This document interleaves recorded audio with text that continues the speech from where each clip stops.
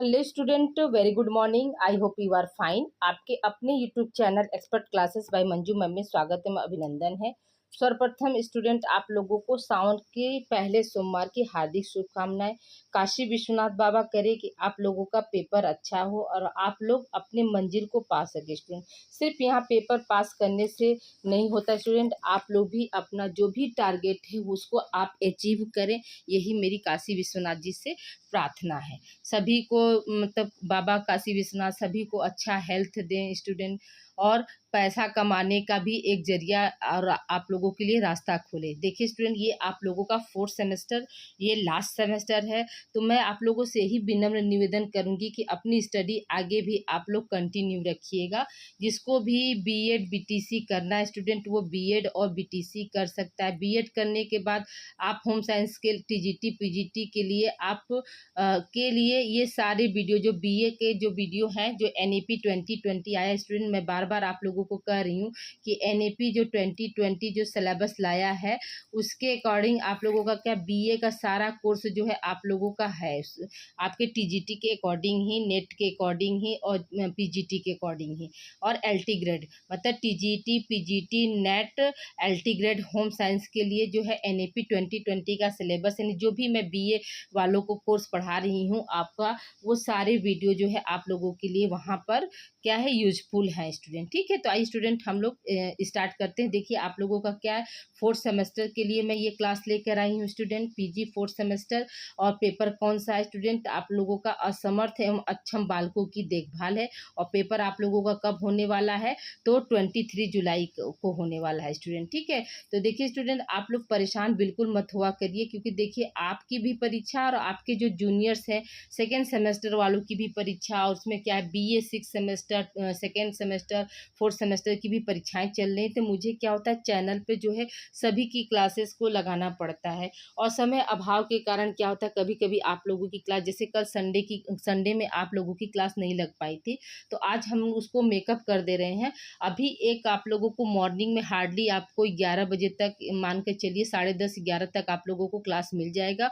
और एक मेरी कोशिश रहेगी स्टूडेंट, देखिए वादा तो नहीं कर रहे हैं, लेकिन कोशिश रहेगी कि रात को 9 बजे भी आप लोगों को एक क्लास में दे दूं। तो देखिए स्टूडेंट, आइए आप लोगों को मैं एक पहला प्रश्न आप लोगों का स्टार्ट कर रही हूँ। देखिए, क्रो एंड क्रो ने विशिष्ट बालकों का वर्गीकरण कितने वर्गों में किया है? पहला ऑप्शन क्या है, 4, दूसरा ऑप्शन है 5, तीसरा ऑप्शन 6 और चौथा ऑप्शन है 7। स्टूडेंट याद रखिएगा कि क्रो एंड क्रो ने जो है विशिष्ट बालकों का वर्गीकरण जो है कितने भागों में किया या कितने वर्गों में किया, तो क्या बताएंगे स्टूडेंट कि 4 वर्गों में। ठीक है, अब वो 4 वर्ग कौन सा स्टूडेंट, देखिए यहाँ पर हमने इसको एक जगह डिफाइन भी कर दिया है कि देखिए यहाँ पे क्या है, उनके अनुसार कौन है, पहले जो है समस्यात्मक बालक आएंगे, प्रतिभाशाली बालक आएंगे, मानसिक दृष्टि व पिछड़ा हुआ बालक आएगा, और अपंग और विकलांग बालक आएंगे। तो ये किसके अनुसार है, तो आपके क्रो एंड क्रो के अनुसार जो है ये विशिष्ट बालक है। ठीक है, अगले प्रश्न की ओर चलते स्टूडेंट। अगला प्रश्न हमारा क्या कह रहा है कि वे बालक जिनके शारीरिक दोष, ठीक है,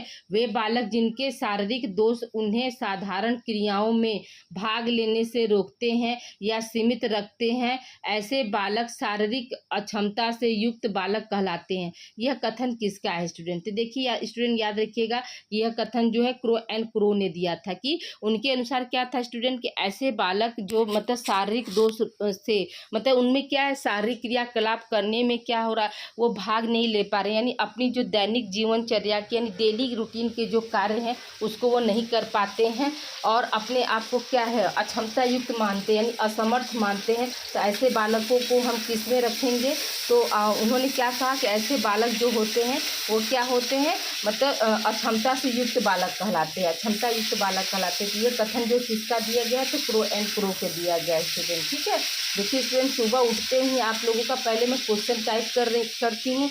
अभी देखिए हो सकता है बाहर से कुछ बाहरी वॉइस भी आ सकते हैं, इससे मैं कुकिंग भी कर रही हूँ और आप लोगों का क्लास भी शूट कर रही हूँ। तो मैं इसी तरह सोचती हूँ कि जैसे मैं आप लोगों के लिए वीडियो जो है कंडक्ट करती हूँ, तो आप लोग ये मत सोचिए कि आप लोगों को पर्टिकुलर बैठकर जो है पढ़ने का समय दिया जाएगा। अगर पढ़ने का समय नहीं है, तो आप क्या है, अपने जो है कार्य को करते हुए ईयरफोन या आप क्या बोलते हैं ब्लूटूथ लगाकर अपनी क्लास को जो है आगे कंटिन्यू कर सकते हैं, ऐसा नहीं है। ठीक है, आप लोग में से बहुत बच्चे बच्चे ऐसे होंगे जो माँ होंगी, ठीक है, पत्नी होंगी, तो उनके उनके ऊपर क्या है, बहुत रिस्पॉन्सिबिलिटी है।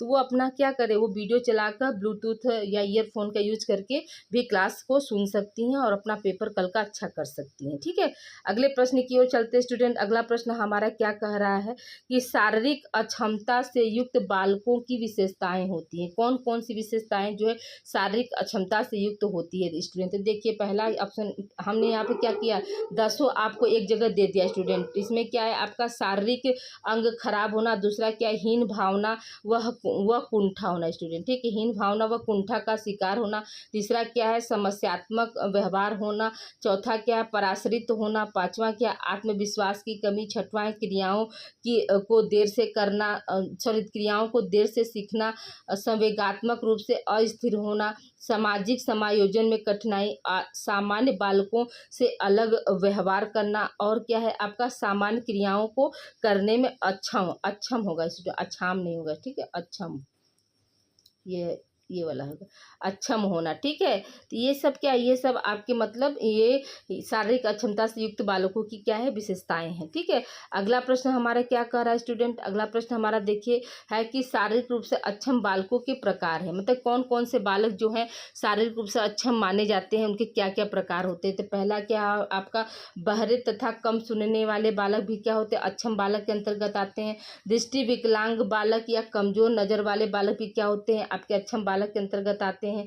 फिर क्या, गूंगा और वाणी दोष युक्त बालक भी क्या होते हैं, अक्षम बालक के अंतर्गत आते हैं। नाजुक बालक भी क्या होते हैं, अक्षम बालक के अंतर्गत आते हैं। नाजुक बालक किसको कहते हैं स्टूडेंट, कि वह बालक जो क्या है शारीरिक रूप से कमजोर और पतले दुबले दिखते हैं ना स्टूडेंट, वही क्या होते हैं, हमारे नाजुक बालक कहलाते हैं। फिर क्या है, मिर्गी वाले बालक जो होते हैं, मिर्गी रोग जो होता है ना, जो मतलब जिनको दौड़ा पड़ता है बार बार मिर्गी का, तो ये जो पांचों प्रकार हैं, ये सब क्या शारीरिक रूप से अक्षम बालकों के अंतर्गत आते हैं। इसलिए यहाँ पे क्या हो जाएगा, आपका उपरोक्त सभी हो जाएगा स्टूडेंट। ठीक है, अगले प्रश्न की ओर हम बढ़ते स्टूडेंट। अगला प्रश्न हमारा क्या कह रहा है कि ध्वनि की तीव्रता मापी जाती है। ठीक है, ध्वनि की तीव्रता जो है किसमें हम मापते हैं स्टूडेंट, याद रखिएगा कि ध्वनि की तीव्रता जो है डेसिबल में मापते हैं। किसमें नापते हैं स्टूडेंट, डेसिबल में मापते हैं। अगला प्रश्न हमारा क्या कह रहा है कि ध्वनि की आवृत्ति मापी जाती है स्टूडेंट। देखिए स्टूडेंट, यहाँ पर तीव्रता और आवृत्ति दो शब्दों का प्रयोग हुआ है, तो याद रखिएगा कि जो तीव्रता होती है, ध्वनि की तीव्रता यानी फ्रीक्वेंसी ध्वनि की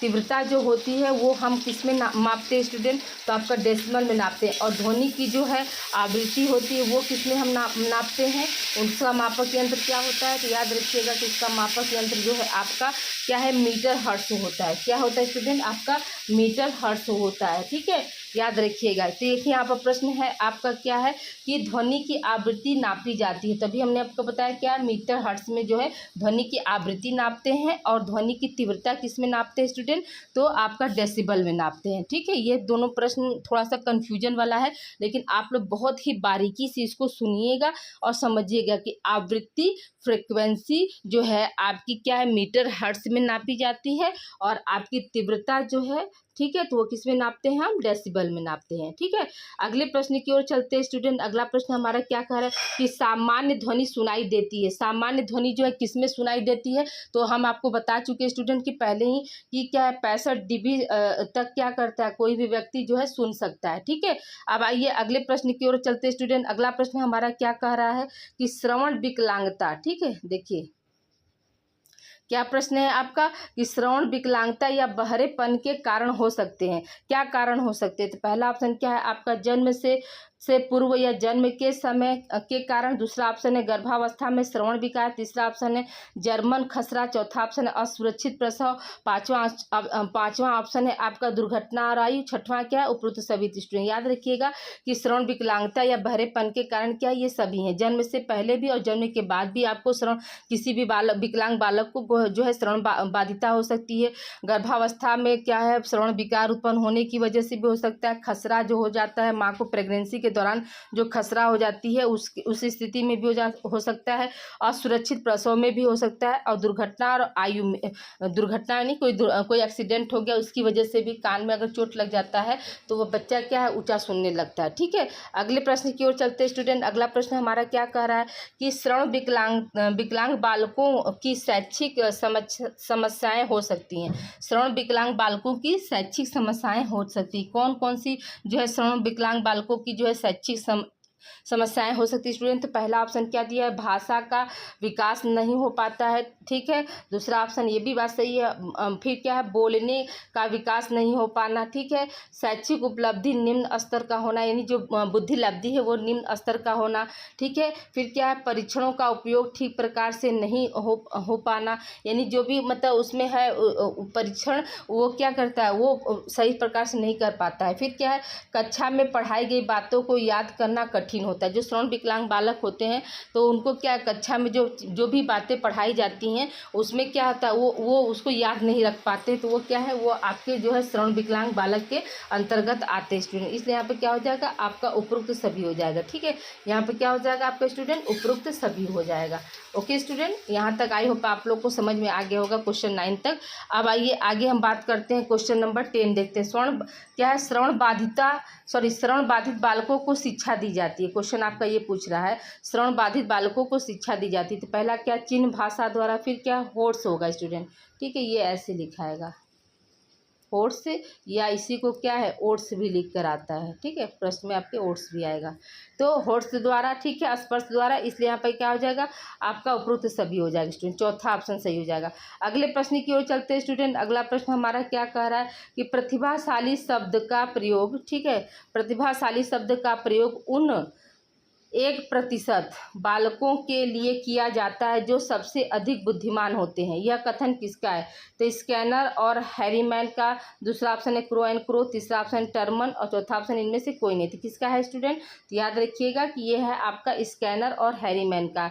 मतलब उन्होंने क्या कहा कि प्रतिभाशाली शब्द का प्रयोग उन 1% यानी 99% को नहीं करना, क्या है 1% की स्टूडेंट। ठीक है, किसकी बात हो रही है यहाँ पे, 1% की बात हो रही है। 1% बालकों के लिए किया जाता है जिनका बुद्धि लब्धि क्या सबसे अधिक होता है। ठीक है, तो याद रखिएगा इसका जो है मतलब यह परिभाषा किसने दिया है, तो स्कैनर और हैरीमैन ने दिया था। ठीक है, अगले प्रश्न की ओर हम चलते हैं स्टूडेंट। अगला प्रश्न हमारा क्या कह रहा है कि प्रतिभाशाली बालकों की विशेषताएं होती हैं। ठीक है, प्रतिभाशाली बालकों की क्या क्या विशेषताएं होती है। तो पहला ऑप्शन क्या है आपका, विशाल शब्दकोश, यानी उनके पास क्या होता है मतलब शब्दों का भंडार होता है। फिर क्या, मानसिक तीव्रता, जो मानसिक प्रक्रिया की तीव्रता क्या होती है, अधिक तेज होती है। ठीक है, फिर क्या, सामान्य ज्ञान की श्रेष्ठता, यानी जीके जो है ये सब बहुत अच्छे से उनको आता है। फिर क्या, अध्ययन में अद्वितीय सफलता, यानी वो अध्ययन करने वाले होते हैं, यानी वो कामचोर नहीं होते हैं। ठीक है, फिर क्या, अमूर्त विषयों में रुचि, माने वो विषय में बहुत ज़्यादा रुचि रखने वाले होते हैं। फिर क्या, आश्चर्यजनक अंतर्दृष्टि का प्रमाण।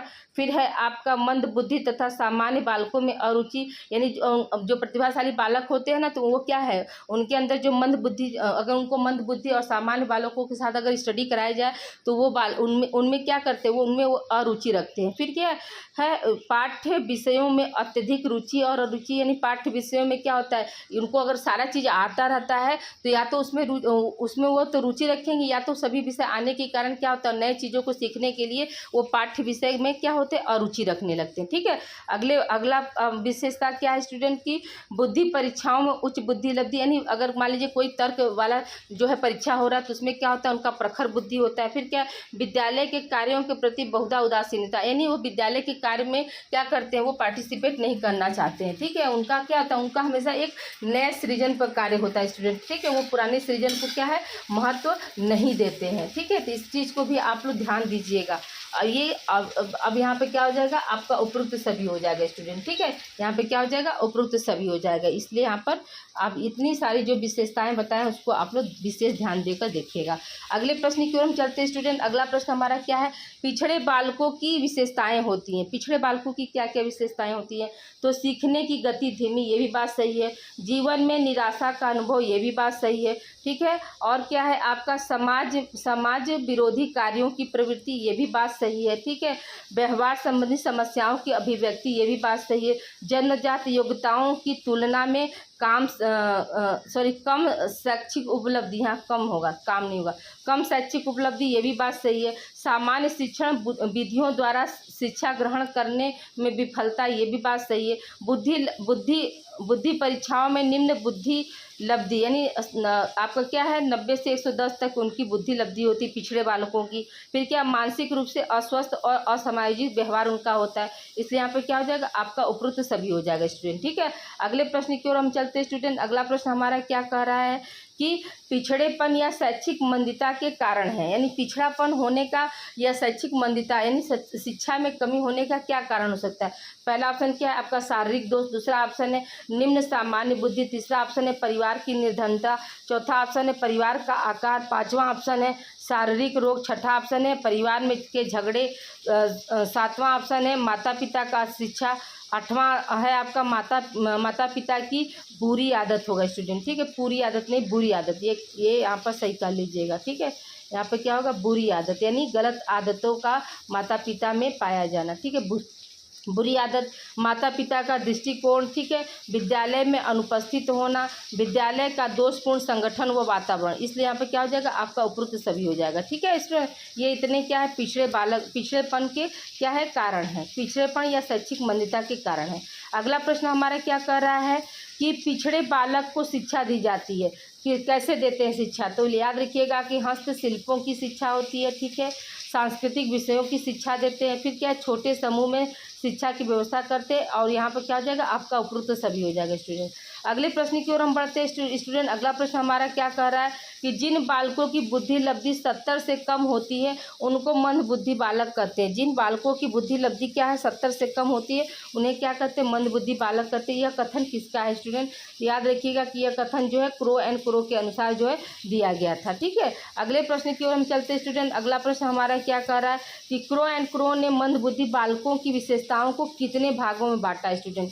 तो याद रखिएगा कि क्रो एंड क्रो ने मंद बुद्धि बालकों की विशेषताओं को कितने भागों में बांटा है स्टूडेंट, तो 4 भागों में बांटा है। अब देखिए नोट करके वो चारों भाग हम बता दे रहे हैं यहाँ पे कौन कौन से भाग हैं स्टूडेंट। तो पहला क्या है आपका, दूसरों को देखिए पहला है आपका दूसरों को मित्र बनाने की अधिक इच्छा होती है, ठीक है, यानी वो जल्दी क्या करते, दूसरे से दोस्ती करना चाहते। दूसरा क्या है आपका, दूसरों के द्वारा मित्र बनाए जाने की समीक्षा, यानी वो क्या करते हैं, यानी वो जो है दूसरे से, अगर कोई दूसरा उनका कोई फ्रेंड बनता है तो उसकी क्या करते हैं, वो समीक्षा करते हैं। फिर क्या है आपका, विद्यालय में असफलताओं के कारण निराशा, ठीक है। और चौथा क्या है आपका कि संवेगात्मक तथा सामाजिक असमायोजन। ये याद रखिएगा कि ये सब चीज़ क्या है आपका जो है किसका वो है विशेषता है स्टूडेंट, क्रो एंड क्रो के अनुसार मंदबुद्धि बालकों की विशेषताएं थी। अगला क्वेश्चन है आपका क्वेश्चन नंबर 18, देखिए क्या है, मंदबुद्धि बालकों को किस तरह की शिक्षा दी जाती है। पहला ऑप्शन क्या है, अपनी देखभाल मतलब का प्रशिक्षण, यानी वो अपनी देखभाल स्वयं कर सके, इसका प्रशिक्षण दिया जाता है। सामाजिक प्रशिक्षण, यानी समाज में कैसे उठना बैठना बोलना है उसका प्रशिक्षण दिया जाता है। फिर क्या, आर्थिक प्रशिक्षण, यानी अपने आप को कैसे आर्थिक मतलब पैसा कैसे आप कमा सकते, सेल्फ डिपेंड कैसे हो सकते, उसका दिया जाता है। फिर क्या, उपरोक्त सभी, इसलिए यहाँ पर क्या हो जाएगा आपका उपरोक्त सभी हो जाएगा, ठीक है।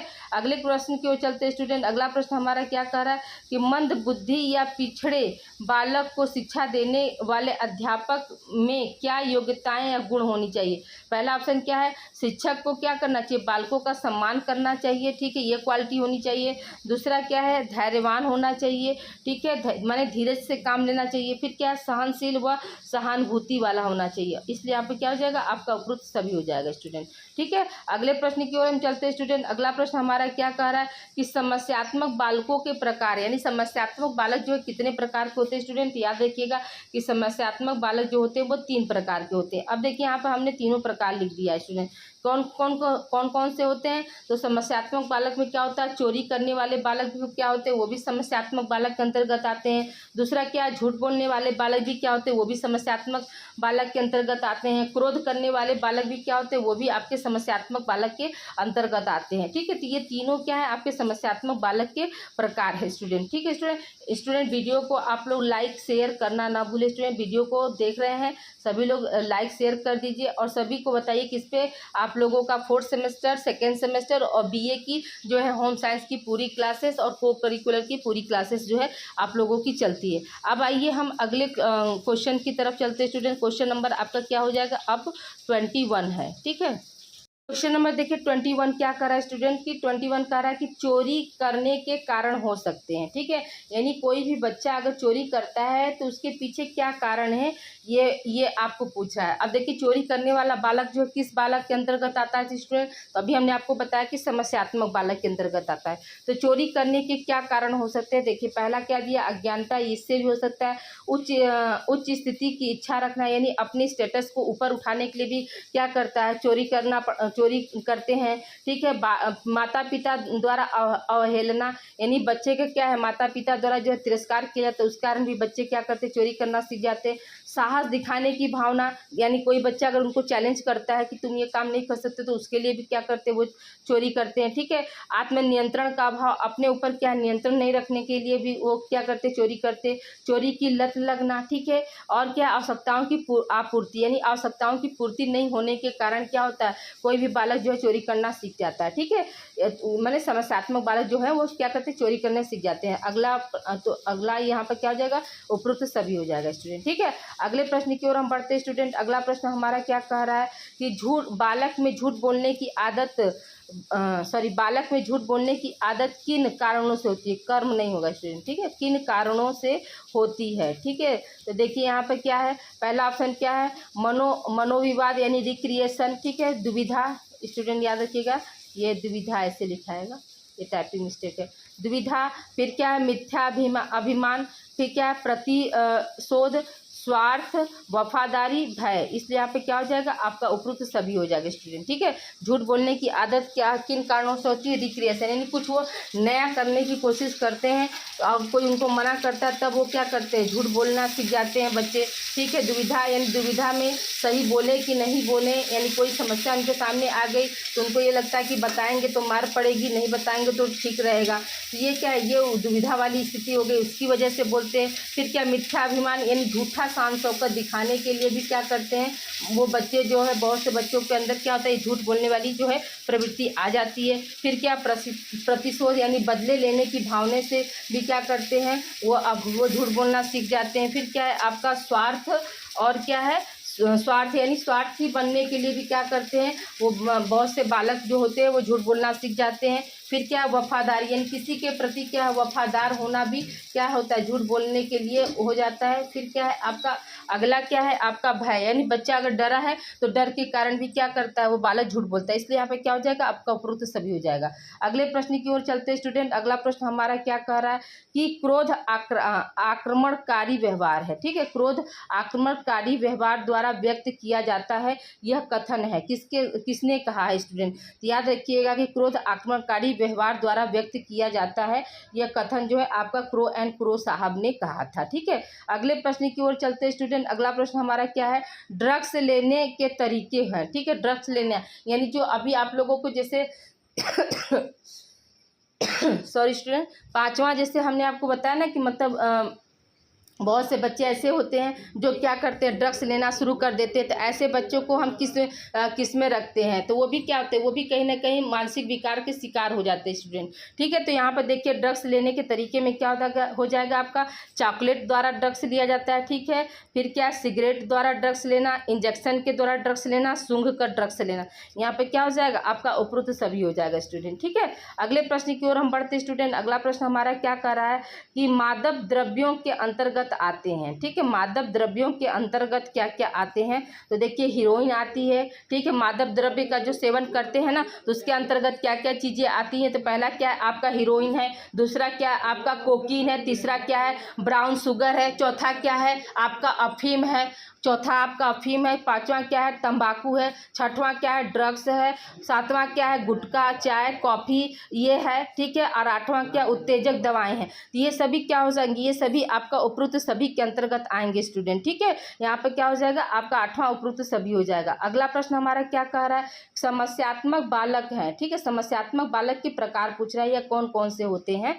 तो देखिए यहाँ पे स्टूडेंट जो है समस्यात्मक बालक क्या होते हैं, चोरी करने वाला बालक भी क्या है समस्यात्मक बालक के अंतर्गत आता है। झूठ बोलने वाला बालक भी क्या होता है समस्यात्मक बालक के अंतर्गत आता है। माता पिता का कहना न मानने वाला बालक भी क्या होता है, ये भी समस्यात्मक बालक के अंतर्गत आता है। इसलिए यहाँ पर क्या हो जाएगा आपका उपरोक्त सभी हो जाएगा स्टूडेंट, ठीक है। अगला प्रश्न हमारा क्या कह रहा है कि सीखना अनुभव, ठीक है। देखिए प्रश्न यहाँ पर अच्छे से, एक मिनट, हाँ, सीखना अनुभव या व्यवहार में परिवर्तन है, ठीक है। सीखना अनुभव या व्यवहार में परिवर्तन है। यह कथन किसका है स्टूडेंट, याद रखिएगा कि यह कथन जो है फ्रेंडसन का है। किसका है स्टूडेंट, यह कथन जो है आपका फ्रेंडसन का है। अगले प्रश्न की ओर चलते स्टूडेंट। अगला प्रश्न हमारा क्या कह रहा है कि थॉर्नडाइक कहाँ के वैज्ञानिक थे, ठीक है। याद रखिएगा स्टूडेंट कि थॉर्नडाइक जो थे वो मतलब जो है अमेरिका के वैज्ञानिक थे, और इन्होंने ही क्या किया था, बुद्धि का जो है मतलब सिद्धांत दिया था स्टूडेंट, ठीक है। इन्होंने क्या दिया था, इन्होंने बुद्धि का सिद्धांत जो है दिया था। थॉर्नडाइक ने जो है, थॉर्नडाइक थे, बिनेट थे, स्पीयरमैन थे, तो इन सब लोगों ने मिलकर क्या किया था, जो बुद्धि का जो सिद्धांत है, बुद्धि लब्धि जैसे निकालते हैं तो किन किन से निकालते हैं ये सारे मेथड को, और कौन से जो माने किस के अंतर्गत कौन कौन से जो है बुद्धि के सिद्धांत आएंगे, इसको इन्होंने दिया था, ठीक है। तो याद रखिएगा कि थॉर्नडाइक कहाँ के वैज्ञानिक थे स्टूडेंट, याद रखिएगा कि थॉर्नडाइक जो थे वो अमेरिका के वैज्ञानिक थे। कहाँ के वैज्ञानिक थे स्टूडेंट, तो अमेरिका के वैज्ञानिक थे, ठीक है। आइए अब अगले प्रश्न की ओर चलते हैं स्टूडेंट। देखिए इसका आंसर हम बता दिए, अमेरिका के वैज्ञानिक थे। अगला प्रश्न है आपका कि बुद्धि का बहुकारक सिद्धांत किस वैज्ञानिक ने दिया था। बुद्धि का बहुकारक सिद्धांत जो है किस वैज्ञानिक ने दिया था स्टूडेंट, तो ये आपका प्रीवियस ईयर पेपर में भी आया था। तो याद रखिएगा कि थॉर्नडाइक ने दिया था, ठीक है। स्पीयरमैन, ठीक है स्टूडेंट। यहाँ पे देखिए ये आपका मात्रा थोड़ा सा गलत है। स्पीयरमैन ने कौन सा सिद्धांत दिया था स्टूडेंट, तो ये आपका जो है त्रिकारक सिद्धांत दिए थे, ठीक है। अगला प्रश्न हमारा क्या है स्टूडेंट, अगला प्रश्न आपका है कि समूह कारक सिद्धांत यानी ग्रुप फैक्टर थ्योरी किसने दिया था स्टूडेंट, तो याद रखिएगा कि थर्स्टन तथा कैली ने दिया था, ठीक है। समूह कारक सिद्धांत जो है किसने दिया था, तो थर्स्टन तथा कैली ने दिया था स्टूडेंट। देखिए स्टूडेंट बुद्धि परीक्षण का जो है एक वीडियो आप लोगों का हमने 14 मिनट का दिया है स्टूडेंट, तो उसको भी आप लोग प्लीज़ एक बार जाकर बारीकी से उसको देख लीजिएगा।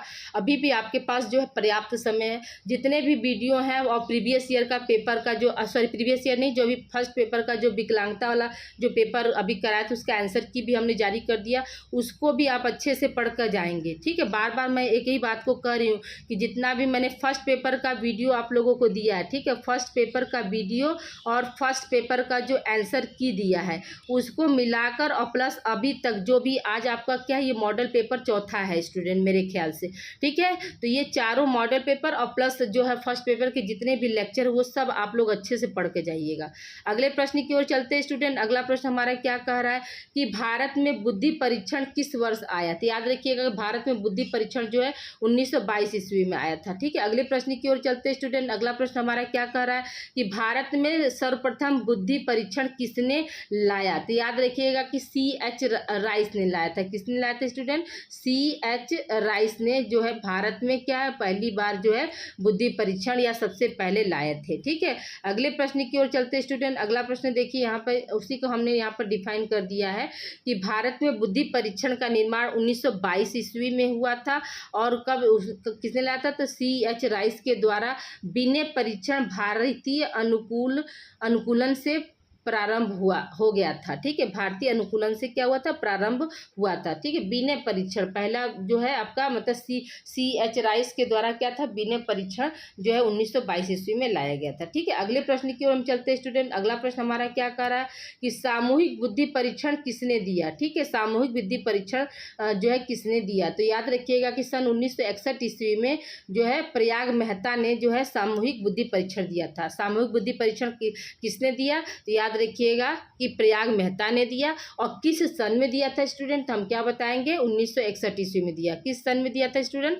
1961 ईस्वी में दिया था। अगले प्रश्न की ओर हम चलते हैं स्टूडेंट। अगला प्रश्न हमारा क्या कह रहा है कि सभी अंगों में सबसे प्रधान अंग कौन सा होता है। तो याद रखिएगा कि सभी अंगों में सबसे प्रधान अंग जो है आपका आंख और नेत्र होता है। ठीक है, अगला प्रश्न हमारा क्या कह रहा है स्टूडेंट कि वर्ण अंधता संबंधित है। ठीक है, वर्ण अंधता जो है क्या किससे संबंधित है, क्वेश्चन आपका ये पूछ रहा है स्टूडेंट। हम क्या बताएंगे कि जो वर्ण अंधता है वह क्या है, आंख से संबंधित है, कान से है कि हाथ पैर से है, या इनमें से कोई नहीं। याद रखिएगा कि वो आंख से संबंधित होता है। इसमें क्या होता है, वर्ण अंधता का मतलब क्या होता है स्टूडेंट, जिसको हम इंग्लिश में क्या बोलते हैं, कलर ब्लाइंडनेस बोलते हैं स्टूडेंट। क्या बोलते हैं, कलर ब्लाइंडनेस बोलते हैं, कलर ब्लाइंडनेस बोलते हैं। इसमें क्या होता है, इसमें जो कलर ब्लाइंडनेस का जो व्यक्ति शिकार होता है ना, तो उसको क्या होता है, उसको हरा और लाल में, ठीक है, हरा और लाल में, काला और नीला में, इस सब में क्या होता है, उनको अंतर नहीं समझ में आता है, यानी रंगों की पहचान उन्हें नहीं हो पाती है कि कौन सा काला रंग है और कौन सा क्या है, हरा रंग है। ठीक है, हरा नीला मैंने जो भी डार्क कलर होते हैं उसमें क्या करते हैं, उसमें वो पहचान नहीं पाते हैं। तो याद रखिए उसको हम कलर ब्लाइंडनेस कहते हैं, वर्ण अंधता कहते हैं, जो कि क्या होता है, ये आपका जेनेटिक भी हो सकता है स्टूडेंट। ठीक है, अगले प्रश्न की ओर चलते हैं स्टूडेंट। अगला प्रश्न हमारा क्या कह रहा है कि दृष्टि में, ठीक है, देखिए यहाँ पर प्रश्न है आपका, सॉरी एक मिनट, यहाँ देखिए क्या है, प्रश्न नंबर 36 क्या है, दृष्टि में अस्थिरता की वजह से देखने एवं पढ़ने में असुविधा होती है, यह लक्षण किसका है स्टूडेंट। तो याद रखिएगा कि दृष्टि में अस्थिरता की वजह से देखने व पढ़ने में असुविधा होती है, यह लक्षण क्या कहलाता है स्टूडेंट, तो आपका नाइस्टिग्मस कहलाता है। क्या कहलाता है, नाइस्टिग्मस कहलाता है। जिससे आप देखते होंगे ना कि बहुत से बच्चों जो है भैतहा देखते हैं या तिरछा नज़र देखते हैं, तो वही क्या है, वही आपका नाइस्टिग्मस है। और फोटोफोबिया क्या होता है, तो ये भी आपका जो है हमारे आंखों में जो पिगमेंटेशन बनते हैं स्टूडेंट, यानी तेज प्रकाश में क्या होता है, जो फोटोफोबिया, ये भी आपका एक तरह का विकार है स्टूडेंट। ठीक है, तो जो तेज प्रकाश में क्या होता है, वो सहन नहीं कर पाते हैं, या यूँ कर सकते हैं पलक जल्दी जल्दी झपकाते हैं, तो ये पिगमेंटेशन की एक प्रॉब्लम होती है, फोटोफोबिया। ठीक है, अब अगला क्या है आपका, अगले प्रश्न की तरफ चलते हैं स्टूडेंट। अगला प्रश्न क्या है कि दृष्टिहीन विकलांग बालकों के लक्षण हैं। ठीक है, दृष्टिहीन विकलांग बालकों के क्या लक्षण होते हैं। अब पहला ऑप्शन क्या है स्टूडेंट आपका, देखिए पहला ऑप्शन है आंखें तिरछी होना। ठीक है, दूसरा है आपका पलकों पर खुजली एवं सूजन होना। तीसरा है सिर की अवस्था असामान्य रखना। चौथा ऑप्शन है प्रकाश के प्रति अनावश्यक रूप से संवेदनशील होना। यह पांचवा क्या, उपरोक्त सभी। तो याद रखिएगा ये सभी जो है दृष्टिहीन बालकों के क्या है, लक्षण है स्टूडेंट। ठीक है, अगले प्रश्न की ओर चलते हैं स्टूडेंट। अगला प्रश्न हमारा क्या कह रहा है कि दृष्टि विकलांग बालकों को शिक्षा दी जाती है। ठीक है, दृष्टि विकलांग बालकों को जो है शिक्षा हम कैसे देते हैं। पहला ऑप्शन क्या है, ब्रेल लिपि द्वारा। दूसरा ऑप्शन है स्पर्श विधि द्वारा। तीसरा ऑप्शन है उपयुक्त दोनों। और चौथा ऑप्शन है इनमें से कोई नहीं। याद रखिएगा स्टूडेंट, अब देखिए यहाँ पर ब्रेल लिपि दे दिया और स्पर्श विधि दे दिया। तो ब्रेल लिपि में क्या होता है, जो लिखावट होता है डॉट डॉट, तो उसको हम क्या करते हैं, उसको टच करके ही ना पढ़ते हैं, इसलिए यहाँ पे क्या हो जाएगा, आपका उपयुक्त दोनों हो जाएगा। अगर ये स्पर्श विधि नहीं देता स्टूडेंट, तब आपका क्या होता है, यहाँ पर ब्रेल लिपि सही हो जाता है। लेकिन ब्रेल लिपि और स्पर्श विधि दोनों दे दिया, तो यहाँ पे क्या हो जाएगा, आपका उपयुक्त दोनों हो जाएगा।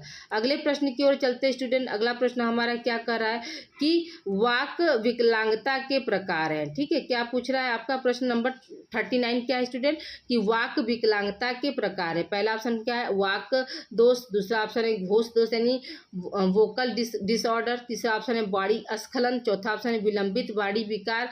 पांचवा ऑप्शन है तालु और होस्ट की विकृति। ठीक है, तो याद रखिएगा कि ये सभी क्या है, ये सभी आपके वाक विकलांगता के प्रकार के अंतर्गत आते हैं। ठीक है, अगले प्रश्न की ओर चलते हैं, इसलिए यहाँ पे उपयुक्त सभी हो जाएगा। अगला प्रश्न हमारा क्या कर रहा है स्टूडेंट। अगला प्रश्न है आपका कि बालक को बोलने में विलंब होने के क्या कारण हो सकते हैं। ठीक है, बालक को बोलने में विलंब होने के क्या कारण हो सकते हैं, या कोई भी बालक जो है विलंब किन कारणों से होता है, बोलने में विलंब किन कारणों से, किसी भी तरह से क्वेश्चन आपका आ सकता है स्टूडेंट। यहाँ पे क्या हो जाएगा, बोलना देर से सीखना। ठीक है, ये भी बात सही है। सामान्य बालकों के अपेक्षा कम सुनना, ये भी सही है। स्वास्थ्य ठीक ना होना, ये भी सही, इसलिए यहाँ पे क्या हो जाएगा, आपका उपयुक्त सभी हो जाएगा स्टूडेंट। ठीक है, अगले प्रश्न की ओर हम बढ़ते हैं स्टूडेंट। अगला प्रश्न हमारा क्या कह रहा है, विरूपित या अपंग बालक के अंतर्गत आते हैं, कौन आते हैं। पहला ऑप्शन क्या है, लूले लंगड़े बालक। दूसरा ऑप्शन है अपाहिज बालक। ठीक है, तीसरा ऑप्शन है स्टूडेंट आपका मांसपेशियों मांसपेशियां एवं हड्डियां पूर्ण रूप से विकसित नहीं हो पाने वाले बालक, जो बालक में क्या है मांसपेशियां और हड्डियां जो है पूर्ण विकसित नहीं हो पाती, वो भी बालक क्या होते हैं, अपंग बालक के या विरूपित बालक के अंतर्गत आते हैं।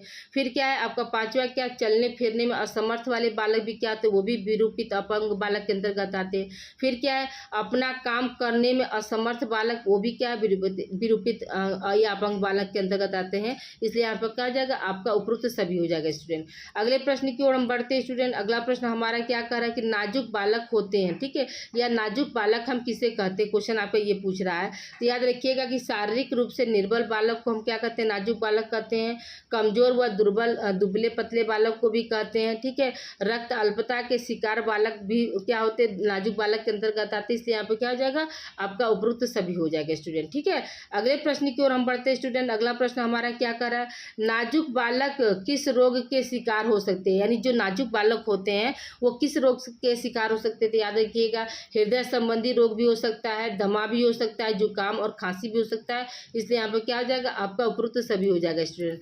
अगले प्रश्न की ओर हम बढ़ते हैं स्टूडेंट। अगला प्रश्न हमारा क्या कह रहा है, बालकों में नाजुकपन के कारण हो सकते हैं, ठीक है। बालकों में नाजुकपन के क्या कारण हो सकते हैं स्टूडेंट, तो याद रखिएगा कि ये 6 कारण आएंगे। आपका वंशानुक्रम भी हो सकता है, गंभीर रोग भी हो सकता है, दुर्घटना भी हो सकती है, अधिक रक्तस्राव भी हो सकता है, संतुलित और पौष्टिक भोज आहार की कमी भी हो सकती है, और दोषपूर्ण क्या है लालन पालन भी हो सकता है स्टूडेंट। इसलिए यहाँ पे क्या हो जाएगा आपका उपयुक्त सभी होगा। दोषपूर्ण लालन पालन का मतलब क्या होता है स्टूडेंट, कि मतलब पालने बच्चों को परवरिश करने का तरीका जिसे नहीं पता हो, वो क्या है हमारा दोषपूर्ण लालन पालन के अंतर्गत आ सकता है। यानी कहने का मतलब यहाँ पे ये है कि कब किस महीने से कौन सा आहार जो है बच्चों को खिलाना चाहिए, ठीक है, कितनी कैलोरी होनी चाहिए, कितनी प्रोटीन होनी चाहिए, बाहर की चीज़ों को नहीं देना है, घर में मतलब आप उनको जो है पौष्टिक आहार बनाकर आप दीजिए। ये सब का क्या है अभाव होने की वजह से क्या होता है वो बच्चा जो है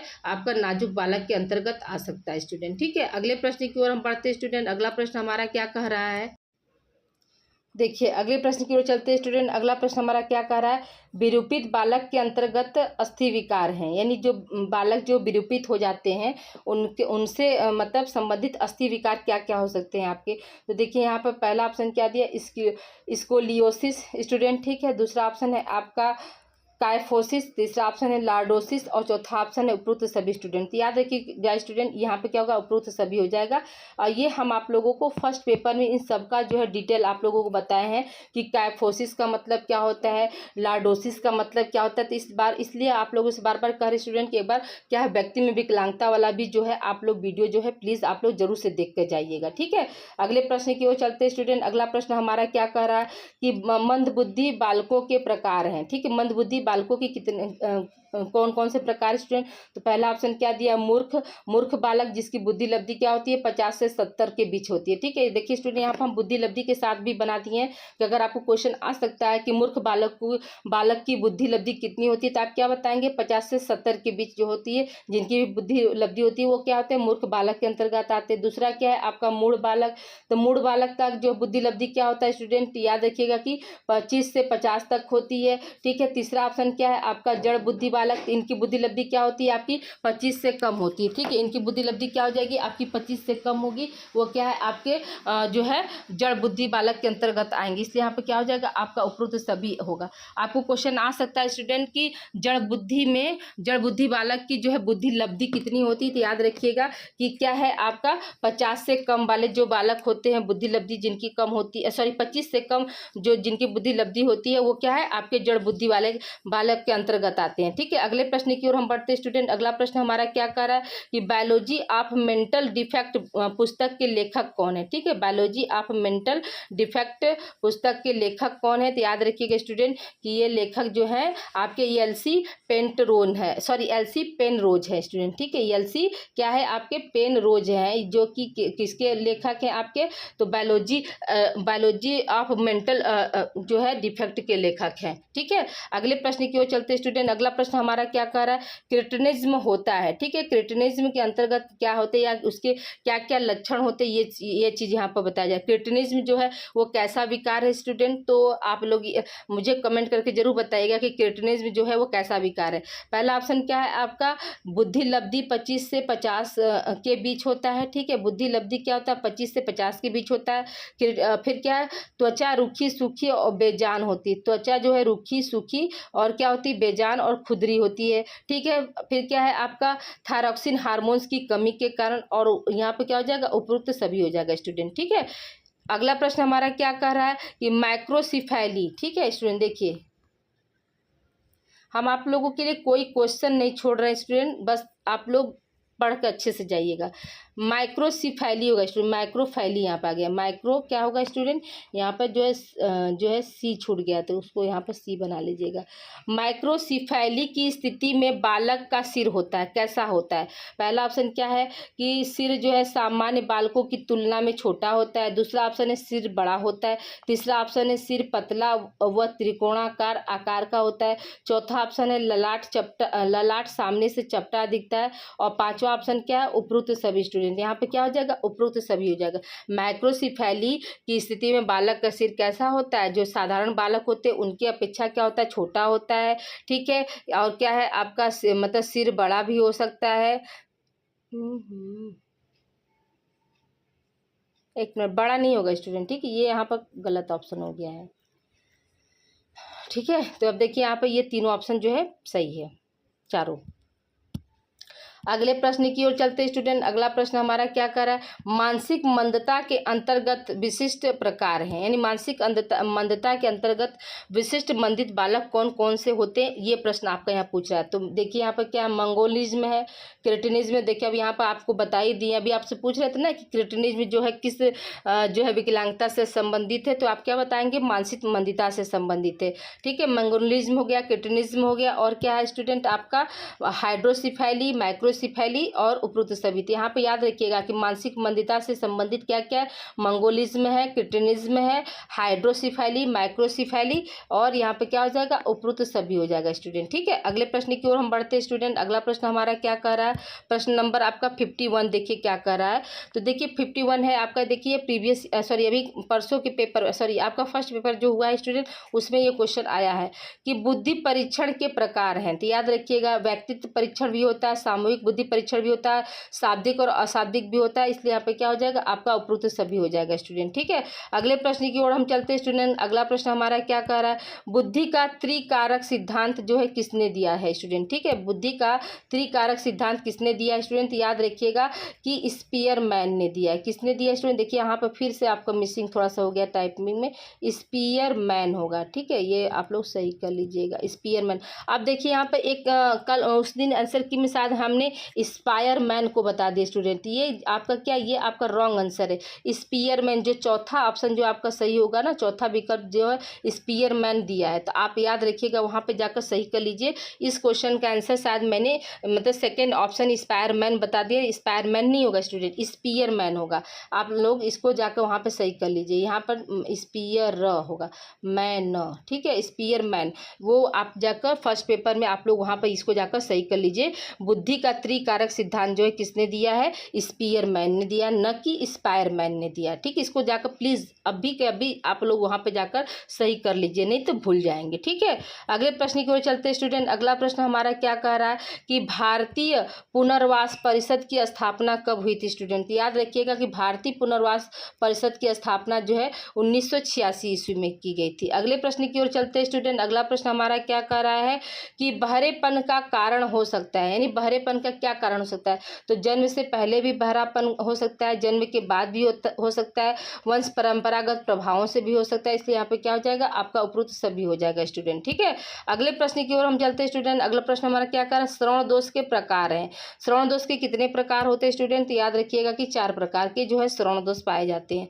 अगले प्रश्न की ओर बढ़ते स्टूडेंट। अगला प्रश्न हमारा क्या कह रहा है कि विशिष्ट बालक के प्रकार हैं। ठीक है स्टूडेंट, आपसे बार बार मैं कहती हूँ कि जो विशिष्ट बालक होते हैं उसके अंतर्गत आपका प्रतिभाशाली बालक भी आएंगे, समस्यात्मक बालक भी आएंगे, विकलांग बालक भी आएंगे, मानसिक मंदित वाले बालक भी, सभी प्रकार के जितनी भी विकलांगता होती है वो सब क्या है विशिष्ट बालक के अंतर्गत आएंगे। इसलिए यहाँ पे क्या हो जाएगा, आपका उपरोक्त सभी हो जाएगा स्टूडेंट। ठीक है, आई होप यहाँ तक आप लोग को क्लियर हो गया होगा स्टूडेंट। प्लीज़ आप लोगों से हम्बल रिक्वेस्ट है कि वीडियो को आप लोग लाइक कीजिए स्टूडेंट। ठीक है, लाइक शेयर करना ना भूले, कम से कम हर एक बच्चा जो है 2 लोगों को जो है शेयर करेगा तो वो चीज़ें क्या होती है, इससे मुझे भी क्या है मोटिवेशन मिलती है स्टूडेंट। देखिए मैं आप लोगों के लिए बहुत मेहनत करती हूँ। अभी देखिए सुबह के 9 बजे हैं, अभी आप लोगों का मैं क्लास ले रही हूँ, उसके बाद क्या है घर का सारा काम करूँगी, फिर मंदिर भी जाना है। जैसा कि आज क्या सावन का पहला सोमवार है, आप लोगों का भी फास्ट होगा और मेरा भी फास्ट है। लेकिन क्या है पहले क्या है कर्म ही पूजा है। मंदिर तो सुबह जाना था, बट क्या है अगर मंदिर जाते हैं आने में जो है समय बहुत मेरा बर्बाद हो जाता, तो आप लोगों को हार्डली जो है 10 से 10:30 तक क्लास नहीं मिल पाता। यही क्लास क्या हो जाता 12-1 बजे तक मिलता। ठीक है, और फिर क्या है आप आज से बीएड वालों का भी एग्ज़ाम शुरू है, तो वहाँ पे भी मेरी ड्यूटी लगी है। तो ऑलरेडी क्या है मैं 1 बजे यहाँ से निकल जाऊँगी और शाम को क्या है 5 साढ़े 5 बजे आऊँगी। हाँ, तो कोशिश रहेगी कि शाम को भी मैं आप लोगों को एक वीडियो दे दूं। तो मैं देखिए बहुत आप लोगों के लिए मेहनत कर रही स्टूडेंट, तो प्लीज़ आप लोग मुझे भी मोटिवेट करने के लिए वीडियो को लाइक कीजिए, शेयर कीजिए और मतलब सबको बताइए कि इस पर जो है आप लोगों का जो है बीए के बच्चों का। ठीक है स्टूडेंट, देखिए याद रखिएगा कि जो बीए के जो हमारे बच्चे हैं उनका जो है उनका कौन कौन सी बीए, बीएससी, बीकॉम मतलब और बीबीए, ये चारों का जो को करिकुलर जो है स्टूडेंट, इस पर हम उनको पढ़ाते हैं बिल्कुल निःशुल्क। जैसे आप लोगों को क्या है कोई पेमेंट देना पड़ता है नहीं ना। आप लोग एक बार चैनल से जुड़ गए हैं तो आप लोगों को मैंने सेकेंड सेमेस्टर से आप लोग मेरे साथ जुड़े हैं स्टूडेंट, तो हमने आप लोगों को पहले क्या था वाइट ब्लैक बोर्ड पर पढ़ाते थे, रात भर जाग कर आप लोगों को वाइट बोर्ड पर लिखना, फिर उसको इरेज करना, फिर लिखना, फिर इरेज करना, सारे आपके कंटेंट हम देते थे। अब क्या है अब आप लोगों को मैं पीडीएफ के द्वारा, तो पीडीएफ में भी टाइप करने में भी क्या होता है समय लगता है। मैं सारा क्वेश्चन जो है आप लोगों को मतलब अच्छे कंटेंट देती हूँ ताकि आपके एग्जामिनेशन के पॉइंट ऑफ व्यू से मोस्ट इम्पॉर्टेंट रहे और इससे आपके क्वेश्चन आए भी स्टूडेंट। ठीक है, तो और बीए के साथ साथ क्या है स्टूडेंट आपका एमए होम साइंस भी मैं चलाती हूँ, जैसा कि आप लोग अभी पढ़ रहे हैं और जान रहे हैं। तो अपने जूनियर्स को बताइए किसी चैनल पर क्या है आपका होम साइंस प्लस को करिकुलर की क्लास जो है चैप्टर वाइज और एमसीक्यू के साथ लगता है। ठीक है, please student support me. Okay, चलिए अब आगे हम अगला क्वेश्चन की तरफ बढ़ते स्टूडेंट। अगला क्वेश्चन क्या देखिए, रिकेट्स किस विटामिन की कमी से होता है स्टूडेंट। याद रखिएगा कि रिकेट्स जो है विटामिन डी की कमी से होता है। ठीक है, रिकेट्स जो है विटामिन डी की कमी से होता है। ये किस में होता है, ये आपका क्या होता है स्टूडेंट बच्चों में होता है। किस में होता है स्टूडेंट, बच्चों में होता है। और याद रखिएगा कि विटामिन डी और कैल्शियम, ठीक है याद स्टूडेंट याद रखिए विटामिन डी और कैल्शियम की कमी से कौन सा बीमारी जो है वयस्कों और मतलब बड़ों में हो जाता है। तो याद रखिएगा कि क्या है ऑस्टियोपोरोसिस। ठीक है, क्या है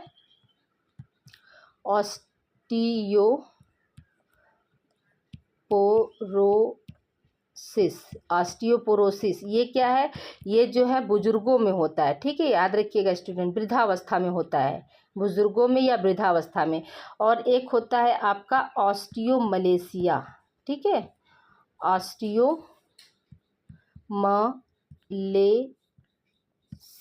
ऑस्टियोमलेशिया ये क्या है स्टूडेंट, ये जो है आपका प्रौढ़ों में होता है। ठीक है, ऑस्टियोमलेशिया जो है ये किस में होता है, तो प्रौढ़ों में होता है, याद रखिएगा।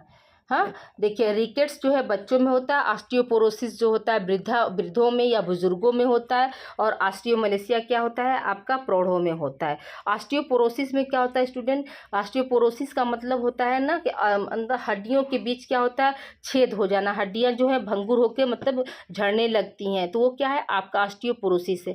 उसमें क्या है कैल्शियम और विटामिन डी दोनों की कमी से होने वाला ऑस्टियोपोरोसिस भी है और ऑस्टियोमलेशिया भी है स्टूडेंट। ठीक है, अब आइए अगले प्रश्न की ओर हम बढ़ते हैं स्टूडेंट। अगला प्रश्न हमारा क्या कह रहा है कि लेखन संबंधी अक्षमता कहलाती है। ठीक है, लेखन संबंधी अक्षमता क्या कहलाती है स्टूडेंट, तो आपको हमने बताया था डिस्ग्राफिया कहलाती है। ठीक है, अगले प्रश्न की ओर हम चलते हैं स्टूडेंट। अगला प्रश्न हमारा क्या कह रहा है, जन्म के बाद श्रवण बाधिता होगा स्टूडेंट, ध होगा जन्म के बाद श्रवण बाधिता का कारण है। तो पहला ऑप्शन क्या है, बीमारी, दूसरा है दुर्घटना, तीसरा आयु, चौथा क्या, उपरोक्त सभी। स्टूडेंट यहाँ पे क्या हो जाएगा, आपका उपरोक्त सभी हो जाएगा स्टूडेंट। ठीक है, देखिए ये आज आप लोगों का जो है 60 क्वेश्चन का ये मेरा मॉडल पेपर आज आप लोगों का कंप्लीट हो गया स्टूडेंट। और आप लोग बस क्या है, आप लोग सिर्फ पढ़ने का काम करिए, बाकी सारा टेंशन क्या है मेरा है। मैं आप लोगों को हमेशा ऑथेंटिक वीडियो देती हूँ स्टूडेंट, जो कि आप लोगों की एग्जामिनेशन के पॉइंट ऑफ व्यू से मोस्ट इंपॉर्टेंट होता है। देखिए फर्स्ट पेपर में बहुत से क्वेश्चन जो है आप मेरे मॉडल पेपर से आया था स्टूडेंट। जितना भी मॉडल पेपर का मतलब क्या कि मैंने आप लोगों को फर्स्ट, सेकंड, थर्ड और फोर्थ भी दिया था पेपर। चारों पेपर का वीडियो जो है आप लोगों को यूट्यूब पर पहले से अवेलेबल हो गया है। तो देखिए स्टूडेंट यहाँ पे क्या था, आप लोगों का थर्ड पेपर यानी साइंटिफिक राइटिंग से भी क्वेश्चन आप लोगों का आया था। तो साइंटिफिक राइटिंग का भी अगर आप लोग के पास समय है तो उसको भी एक आध दो वीडियो आप लोग स्टार्टिंग का जरूर से देख लीजिए। ठीक है, तो प्लीज़ स्टूडेंट आप लोग फर्स्ट पेपर के लिए जो है, फर्स्ट पेपर में जो बच्चे मेरे वीडियो से जो है 67 क्वेश्चन और कोई कोई बच्चा तो जो है 70 जो है क्वेश्चन राइट किया है स्टूडेंट।